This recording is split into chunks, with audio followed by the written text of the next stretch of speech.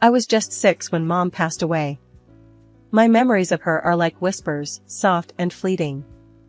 I remember her gentle touch and her warm smile. They said she was the kindest soul. But after she was gone, the warmth in our house faded like the last light of dusk. Dad didn't take long to fill the void she left. Enter Helen, my stepmother, with her sharp eyes and a smile that never quite reached them. She was like a winter chill, creeping into every corner of our lives. To Dad, she was sweetness personified, always the doting wife. But the moment we were alone, her mask would drop. "Listen here, Emily," she'd hiss, her voice slicing through the silence. "Don't think for a second that you're anything more than a burden. Your father might not see it, but I do. You're just excess baggage, a reminder of a past best forgotten." Her words stung, but I learned to keep my tears hidden. I couldn't let her see how deep her words cut. A year flew by, and the family dynamic shifted even more. Helen gave birth to Lily, and overnight, I became invisible. Dad, caught up in the joy of a new daughter, unwittingly handed the reins of my life over to Helen. It was like handing a fox the keys to the henhouse. She relished in making my life a living nightmare. Dad was hardly around, always buried in work or too tired to notice the tension. On the rare occasions he was present, Helen played the part of the perfect wife and mother, and I was just the ghost in the background. So, I learned to live in the shadows, my voice a mere echo in the vast emptiness of what used to be a home. Helen's reign was undisputed, her words the final say in a house that had once known the gentle guidance of my mother.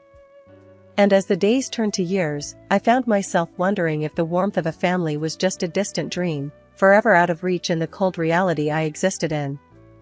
Living with Helen was like walking through a minefield, never knowing when the next explosion would occur.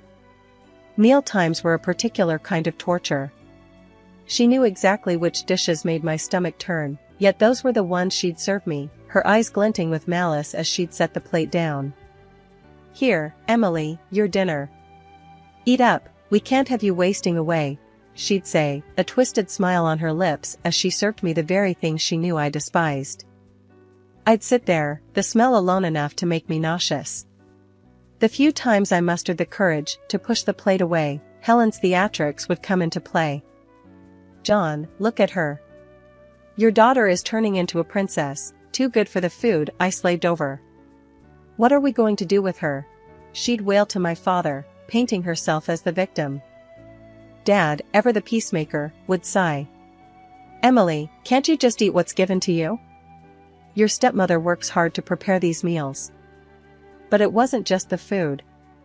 Helen's cruelty extended to how I was presented to the world. My clothes were either a hodgepodge of mismatched colors and patterns or hand-me-downs so worn they were threadbare.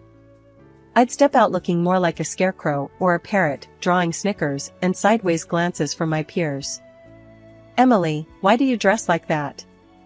You look weird," the kids at school would jeer. I'd swallow the lump in my throat, my cheeks burning with shame. "It's all I have," I'd mumble, wishing I could just disappear.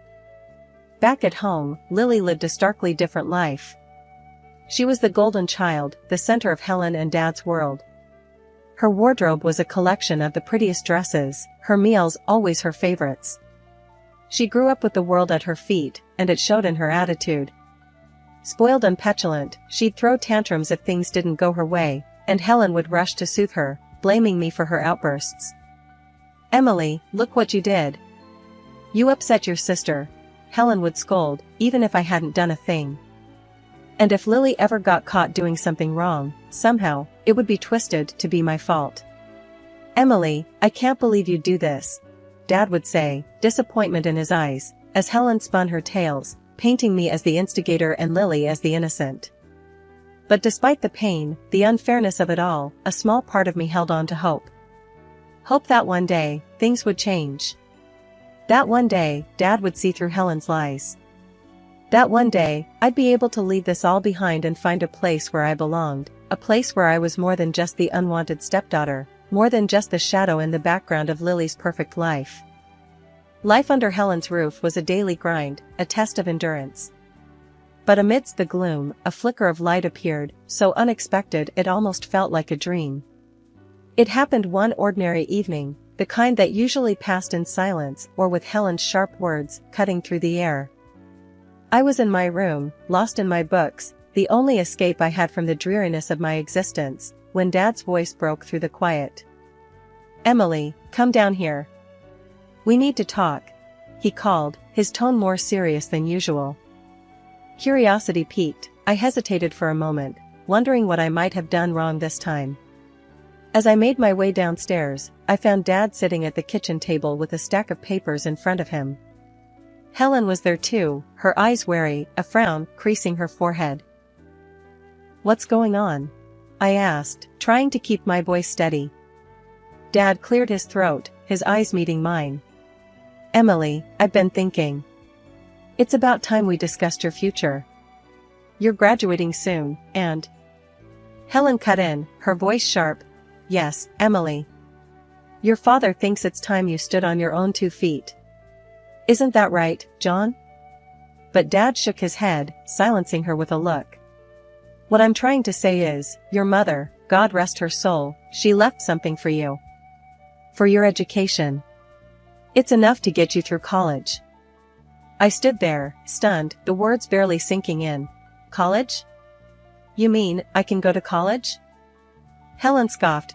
"Oh, now she's interested. Thought you'd be too busy feeling sorry for yourself to care about your future." Dad's gaze hardened. "Enough, Helen. This isn't about you. Emily, your mother wanted this for you.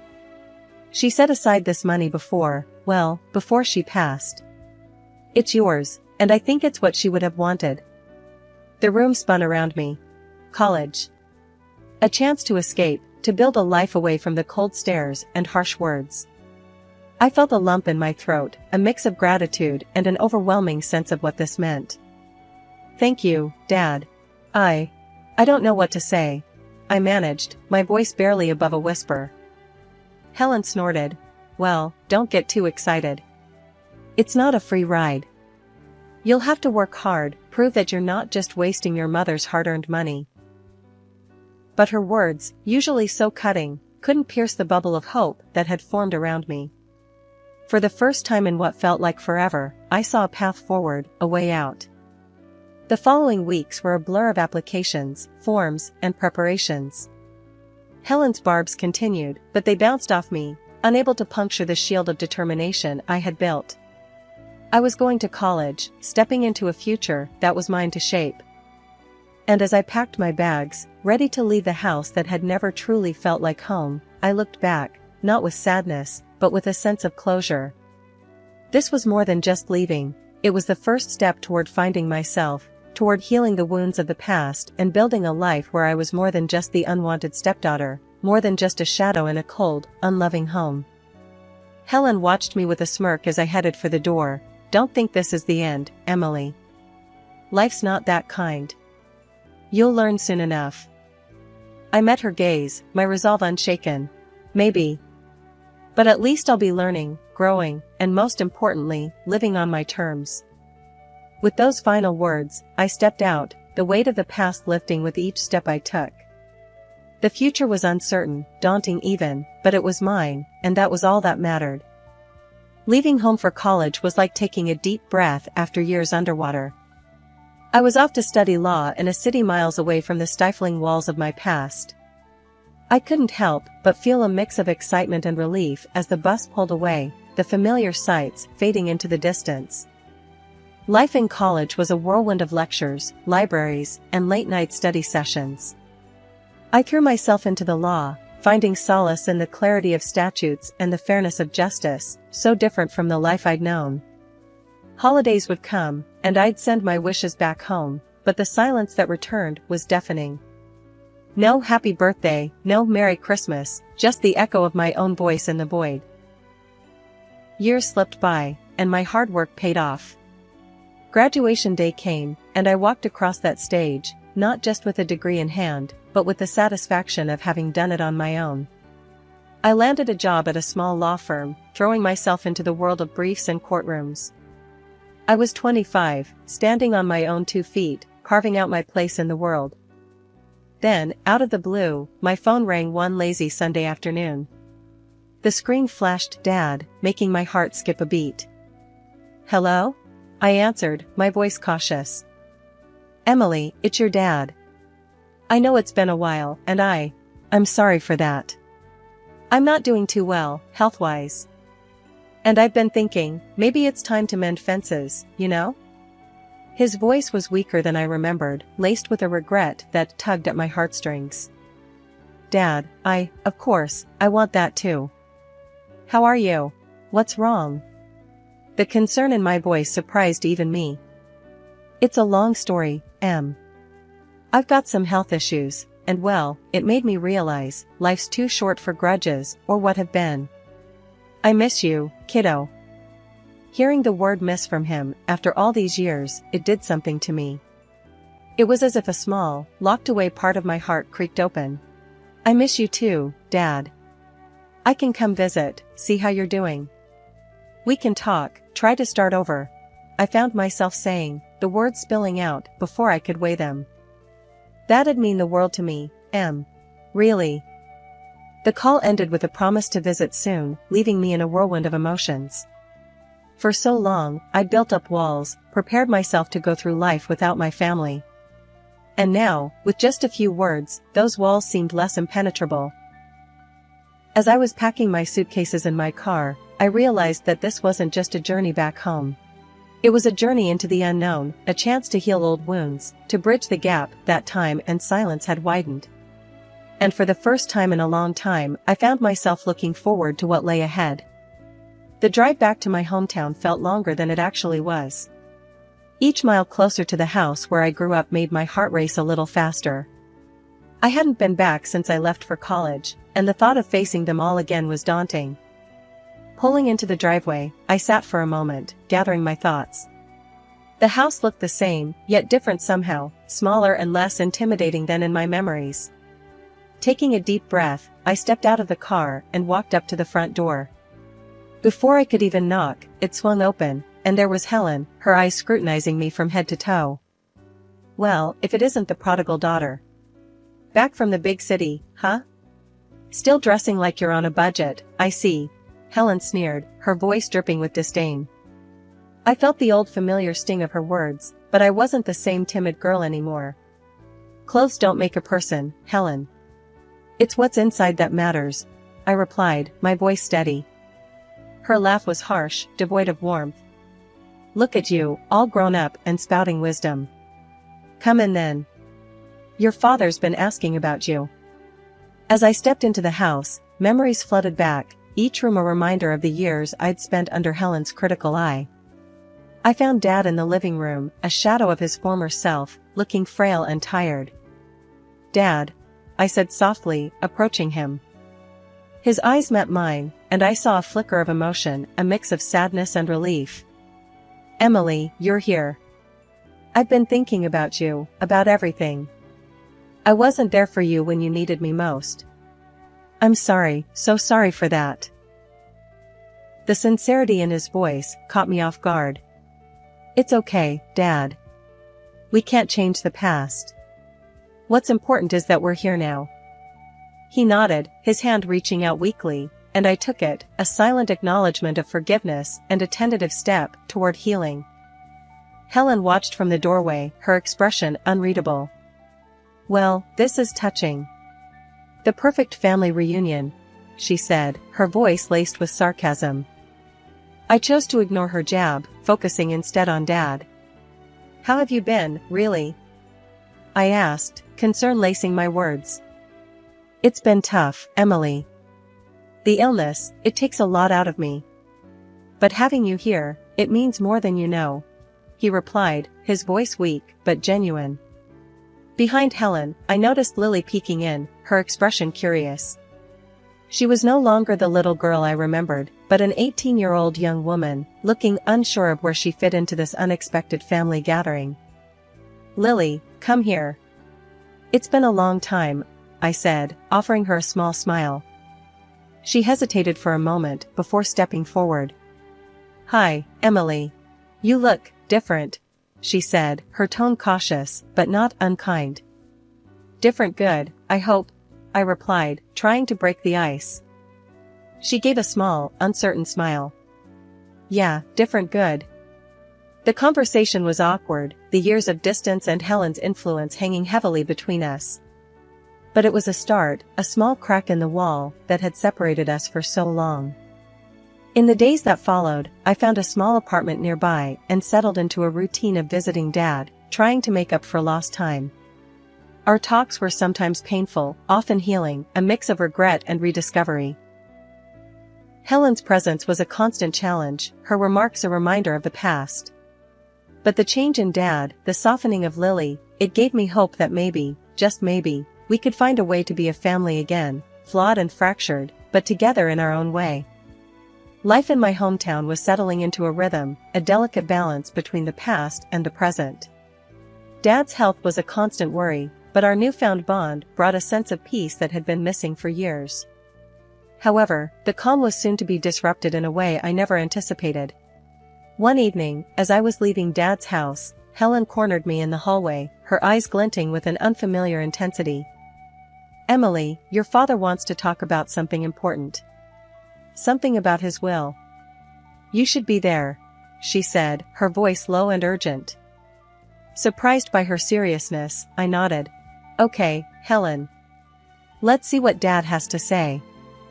We gathered in the living room, the air thick with anticipation. Dad looked more somber than usual, a stack of papers on the table in front of him. Lily sat quietly, her eyes darting between Dad and me. Emily, Lily, I've been doing a lot of thinking.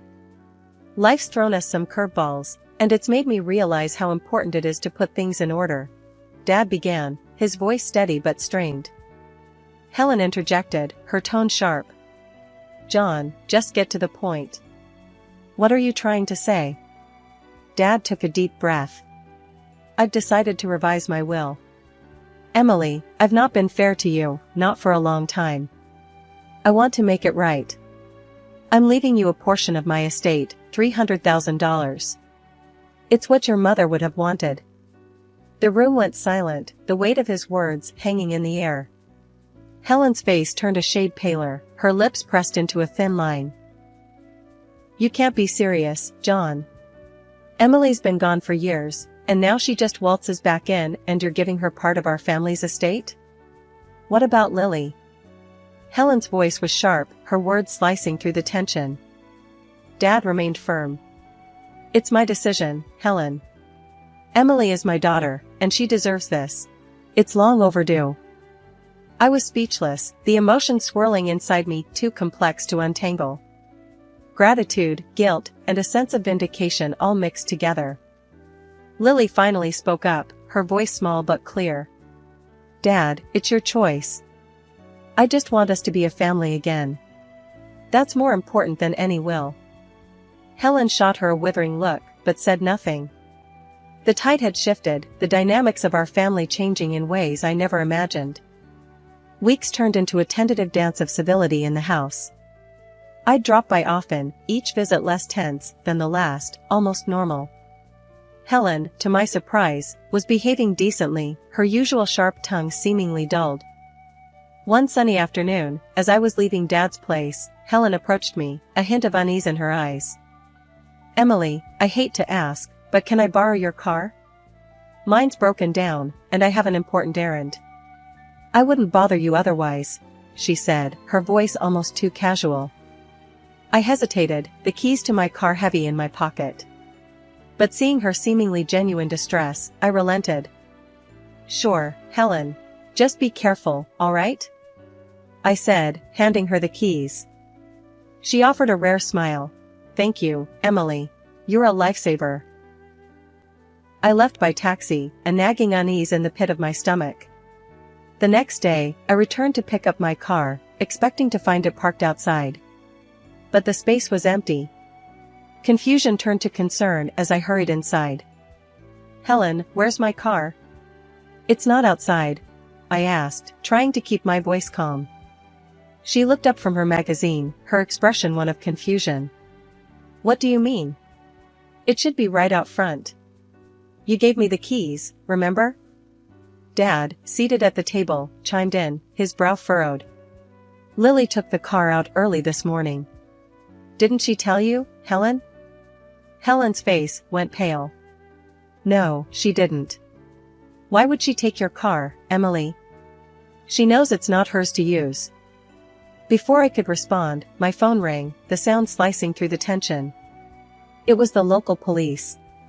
My heart sank as the officer on the line explained that my car had been involved in an accident. Lily was driving, and the brakes had failed. She was in the hospital. The room spun as I relayed the news.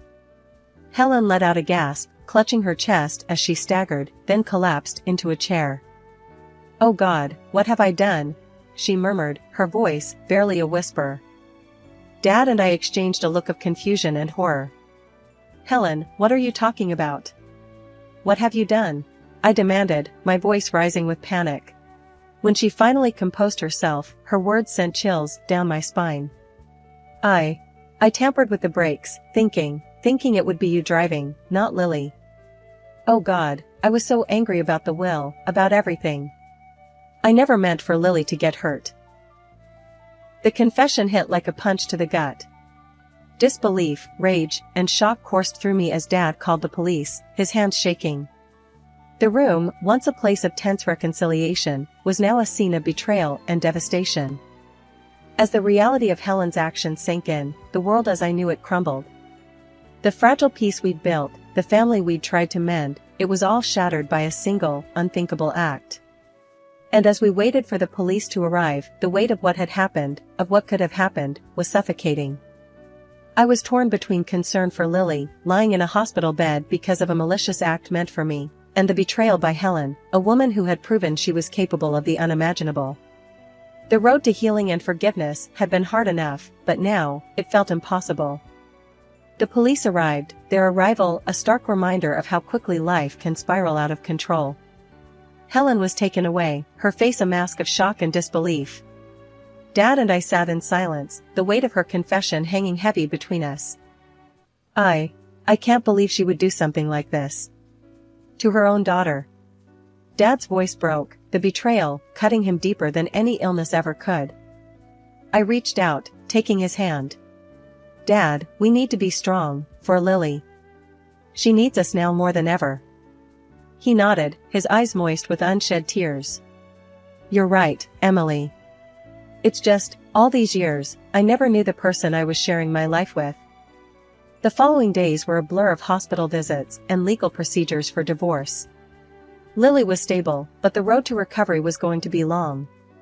Seeing her in that hospital bed, so fragile, so innocent, it stirred a protectiveness in me I didn't know I had. One evening, as we sat by her bedside, Lily's voice, weak but clear, broke the silence. Emily.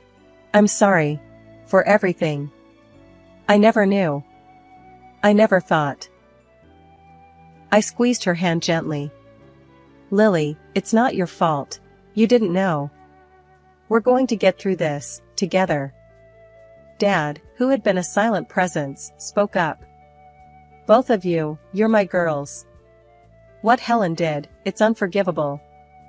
But we're a family, and we're going to heal, move forward. The days turned into weeks, and slowly, life began to find a new rhythm. Helen's trial was the talk of the town, but within the walls of our home, we focused on healing, on rebuilding the broken bonds. Lily's recovery was a miracle in itself. Each small step, each smile, was a victory, a testament to her strength. And as she grew stronger, so did the bond between us. Dad, I've been thinking, I said one evening as we sat in the living room, a semblance of peace settling around us. Maybe it's time for a fresh start. A new beginning for all of us. Dad looked at me, understanding dawning in his eyes. You're right, Emily. We've been given a second chance, and we shouldn't waste it. Let's leave the past where it belongs, and build a new future, for us, for Lily. And so we did. We sold the old house, the place of so many painful memories, and found a new home, a place where the shadows of the past couldn't reach us. It wasn't easy, starting over, but with each other, we found the strength to move forward, to create a new story, one filled with hope and love.